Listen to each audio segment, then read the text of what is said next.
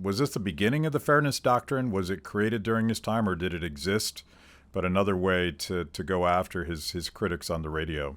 It was a very early version of the Fairness Doctrine, and it was kind of FCC practice. Part of my book is I go into the history of radio and radio regulation. And interestingly enough, up until 1927, radio was arguably more free than the print press before that time. But with the Federal Radio Commission comes in 1927, and later becomes the FCC.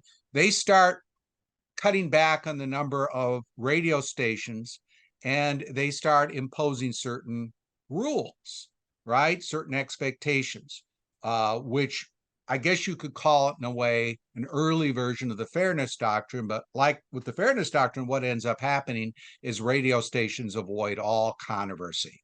So if they have a controversial commentator, their attitude is, well, we can't put another one on. That's just too expensive.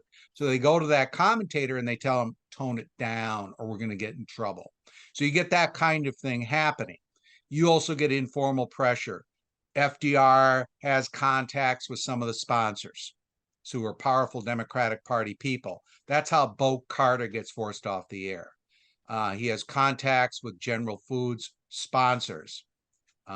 Interestingly enough, one of them who becomes ambassador to the Soviet Union and is very controversial ambassador because he's kind of pro-communist guy, a pro-Russia Soviet Union guy named Joseph Davies. So he's able to manipulate all of these methods. So by the late 30s, there are no anti-FDR commentators on network radio, right?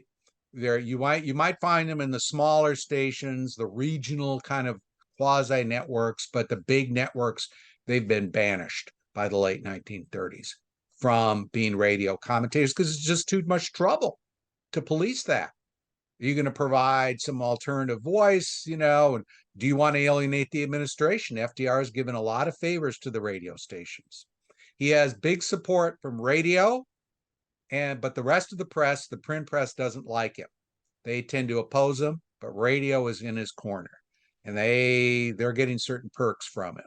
And he went after print in a different way, going back to sort of the persecution of lobbying, which is the sin of having an opinion that sounds political. So was he successful in stifling the press as well, or less successful there? It depends on what period you're talking about. I would say less successful. Now, if we look at the pre-World War II period, there was a very interesting ploy by another key FDR ally. He succeeded Black, as head of Black's committee, named Sherman Minton. Minton was from Indiana. And Minton proposed a bill, which I think FDR put him up to it, based on various things. I can't prove it 100%. That the bill would have said essentially that if you publish anything known to be untrue, any newspaper article known to be untrue, this is a felony and you are subject to a potential prison sentence. This is in 1938.